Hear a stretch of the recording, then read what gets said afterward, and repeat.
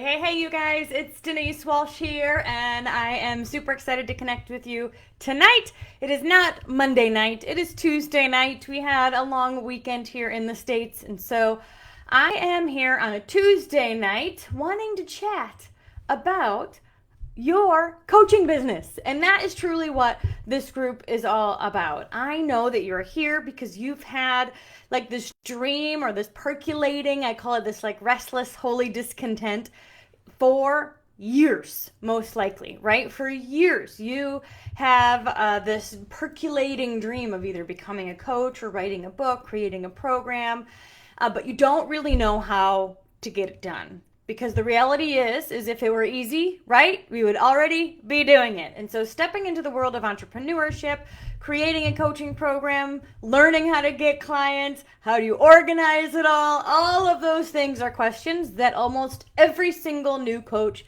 has. I know I did too.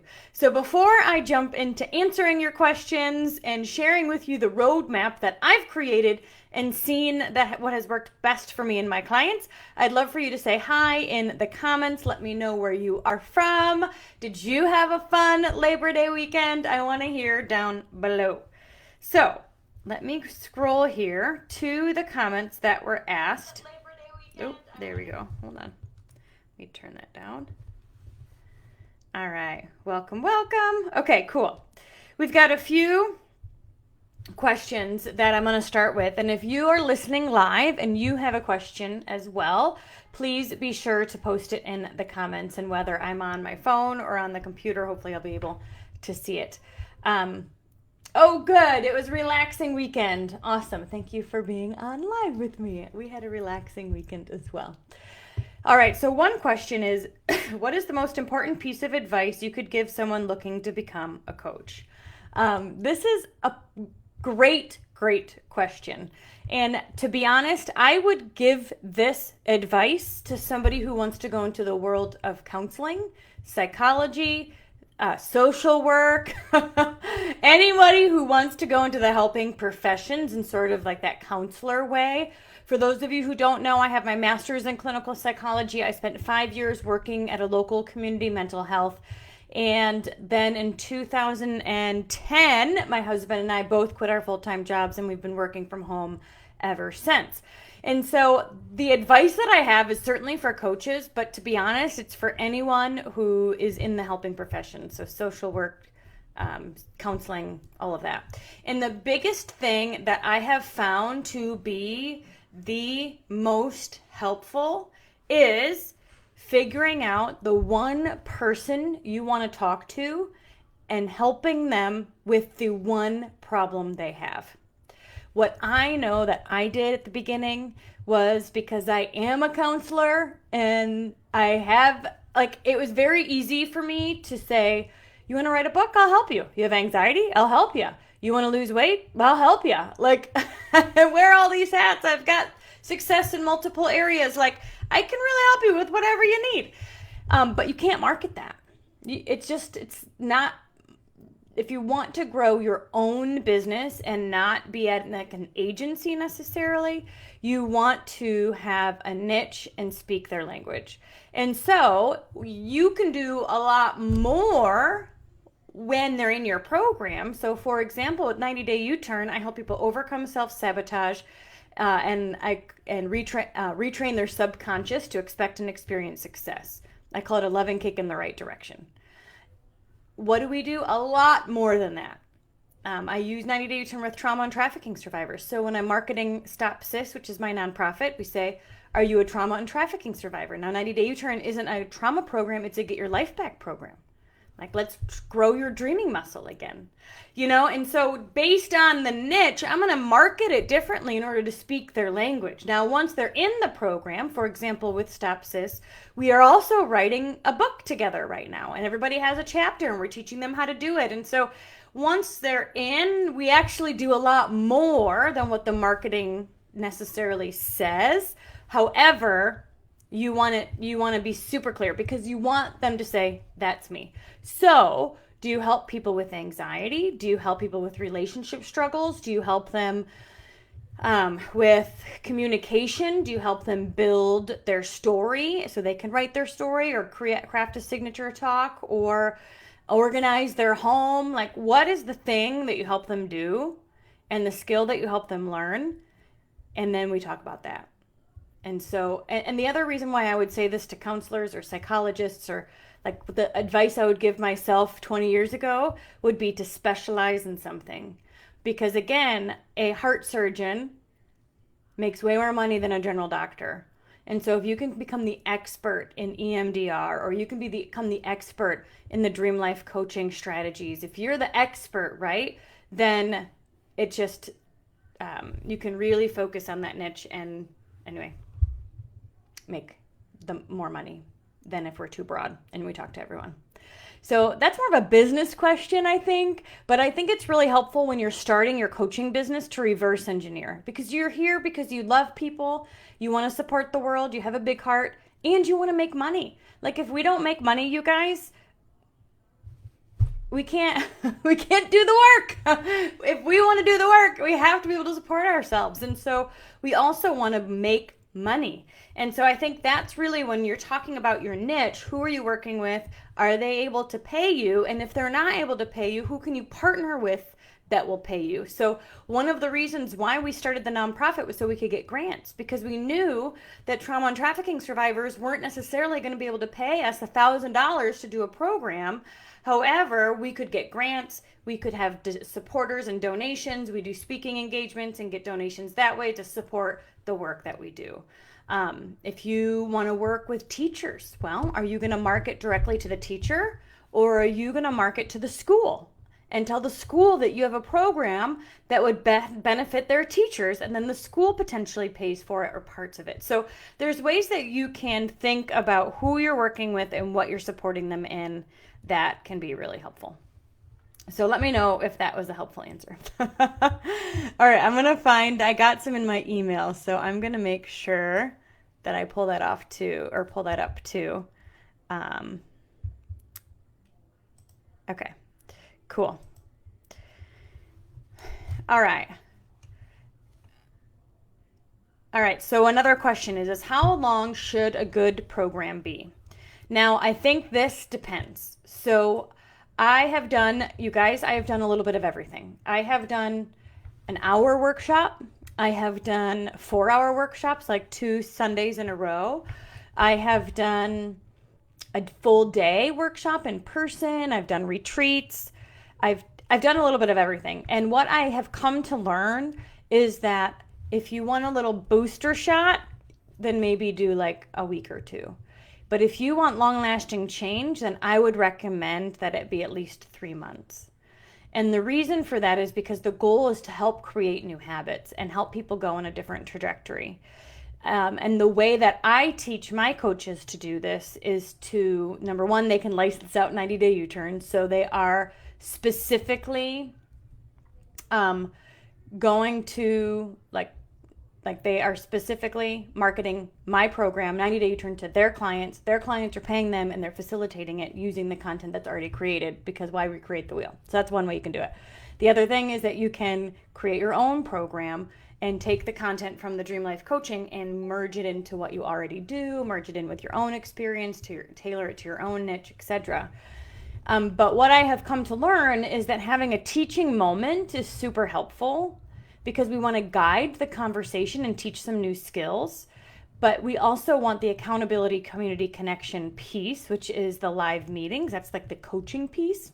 And so whether you are having it be one-on-one where you have videos and then you talk about the videos and the PDFs and the training at your coaching meetings, or it's a group where you do the same, or you've got a program and that you deliver the program, they meet with you once a week, twice a month, whatever you do, and you are guiding that process for them, it's helpful to include both.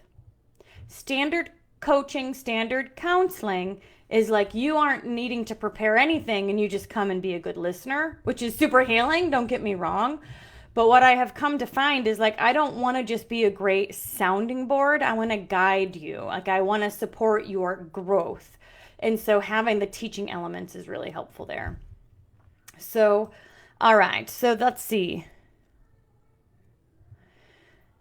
This lady, Mary, if you're listening, you has a lot of good questions. So I want to offer mindset healing with EFT, guided meditations, a bunch of stuff. And these are all great ideas, but you don't know how to develop the program. I think a couple things. So, for example, 90 Day U-Turn includes training, but it includes a hypnosis that they listen to every night for a month.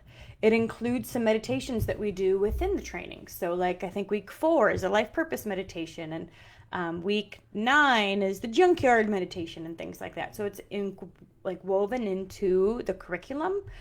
And I think that is the best way to do it. If you've got some modalities that you want to incorporate, you could certainly say, all right, today we're going to learn about tapping, which is EFT, Emotional Freedom Technique, and we're going to talk about that.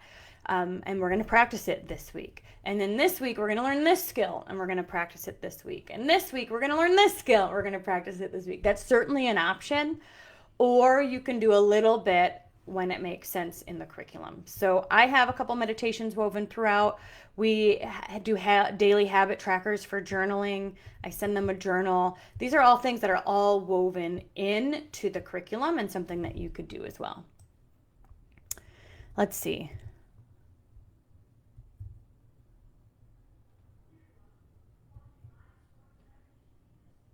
How much do I charge? This is a very good question. Okay, so you can charge truly, like, I want to say whatever you want, but I also know that there's a lot of things that play. So you want to think of, when I think of an hour of somebody's time, what is the average coach charging? What is the average counselor charging? But when you add in layers of teaching elements, of PDFs, like all of that stuff isn't about your time. It's about added value to the program that doesn't need to reflect like your hourly wage. So one of the things to consider when you're talking about the price is what is the value that clients are going to get. I know people that will pay $10,000 for 3 months for a program because they want the results of the program. I know people that would pay $10,000 for 1 day for like a VIP full day event because they want the results of having somebody say, here's the game plan, go do it, and to have someone a sounding board for that full day. These are called VIP days. So there's just things like that it's really dependent on the results you provide and the testimonies that you have. So typically my coaches, we have them practice with a beta group, and maybe they're going to charge $1,500 normally. They charge $997 this first round, or maybe they're normally going to charge $987 and they charge $497 this first round. You want it to feel good, but be a little bit of a stretch, and then typically you continue to grow.